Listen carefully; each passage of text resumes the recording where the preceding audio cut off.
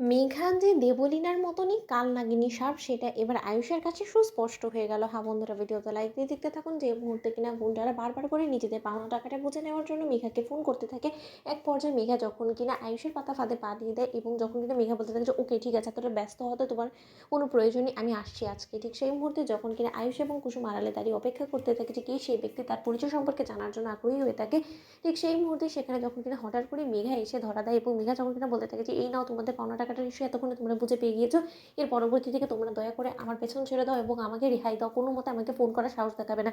আজকে যা কিছু করেছো এর পরবর্তীতে এরকম কর্মকাণ্ড যদি আর কোনোদিনও করো তাহলে আমার থেকে খারাপ কেউ হবে না। ঠিক সেই মুহূর্তে কুসুম যখন কিনা বলতে থাকে যে মেঘা ম্যাডাম, তার মানে এত দিন ধরে মেঘা ম্যাডাম আমাদের মাঝে থেকে আমাদের পিঠ পেছনে ছোড়া খোপার জন্য, সে আমাদের কোম্পানিরই লস করানোর জন্য সে রীতিমতো আমাকে ব্র্যান্ড অ্যাম্বাসেডারের পদ থেকে আমার কাছ থেকে পদটা কেড়ে নিয়ে সে আমার উপরে প্রতিশোধ নেওয়ার চেষ্টা করছে এবং সে অবিকল সেই সমস্ত কর্মকাণ্ডগুলোই করছে যেটা কিনা দেবলীনা ম্যাডাম করেছিল। আপনি এটা জিনিস খেয়াল করেছেন ছোটো সাহেব? ঠিক সেই মুহূর্তে আয়ুষ যখন কিনা বলতে থাকে যে সেটাই তো আমি দেখছি, মেঘা যে এই সমস্ত কিছু ষড়যন্ত্রের পেছনে ছিল সেটা তুমি কোনোদিনও কল্পনা করতে পারিনি, আমি কোনোদিনও ভাবতেও পারিনি যে মেঘা রীতিমতো তোমার সামনে ভালো মানুষের মুখোশ পরে তোমার এই সামনে মন্দিরে দাঁড়িয়ে ও এই সমস্ত কর্মকাণ্ডগুলো করাচ্ছিল এই লোকেদেরকে টাকা দেখিয়ে, টাকার প্রলোভন দেখিয়ে। তুমি ভাবতে পারছো?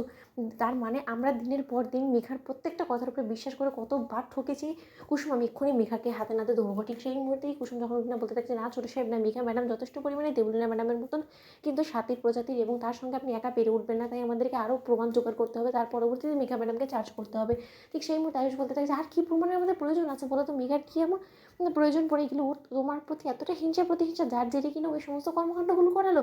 ঠিক সেই মুহূর্তে কুসুম বলতে থাকে যে আপনি তো এখনো পর্যন্ত সমস্যাটা জানেনই না ছোটো সাহেব, সেই রীতিমতো এমন কিছু কথা আমার মুখে বসিয়ে দিয়েছে যেটা কিনা আমি কোনোদিনও তার কাছে বলিনি। আমি যা কিছু বলি না কেন আমার মনের কথা হয় আমি ঈশান সাহেবের সঙ্গে বলি, নয়তো আমি আপনার সঙ্গে বলি, কিন্তু কোনো মতেই আমি মেঘা ম্যাডামকে কোনোদিন এই কথাটা বলিনি যে আমি ব্র্যান্ড অ্যাম্বাসাডার হতে চাই না এবং আমি দেবী মায়ের মন রক্ষার খাতিরে এই পদটা নিয়েছি। সেই মুহূর্তে আয়ুষ যখন বলতে থাকে যে কিন্তু মা তোমাকে এই কথাই বলেছে যে তুমি নাকি মেঘাকে এই সমস্ত কথা বলেছো, ঠিক সেই মুহূর্তে কুসুম বলতে থাকে যে এই সম্পর্কে আমি যখন মেঘা ম্যাডামকে জিজ্ঞেস করি তখন মেঘা ম্যাডাম রীতিমতো আমাকে হুমকি দামকি দিয়ে বলতে থাকে যে আমি নাকি ও বাড়ির কাজের মেয়ে এবং সে চাইলে আমাকে ঘাড় ধাক্কা দিয়ে বাড়ি থেকে বার করে দিতে পারে এবং তার মধ্যে সেই ক্ষমতাটুকু আছে এবং আমি বেশি কিছু করার চেষ্টা করলে সে দেবী মায়ের কাছে গিয়ে আমার সম্পর্কে মিথ্যে খবর রটিয়ে দিয়ে সে দেবী মায়ের নজর আমাকে নিচে নামিয়ে দিতে পারে এবং সেই ভয়ে রীতিমতো আমি চুপ করে গিয়েছি। ঠিক সেই মুহূর্তে আয়ুষ যখন বলতে থাকে যে এই মেয়েটা যতই তার চালাক হোক না কেন ও কোনো মতে আমাদের কাছ সঙ্গে পেরে উঠবে না। এবার দেবলীনা যে সমস্ত কর্মকাণ্ডগুলো করে দিনের পর দিন আমার মাকে বোকা বানিয়ে এসেছে, শেষে কিন্তু তারই পরাজয় হয়েছে এবং আজও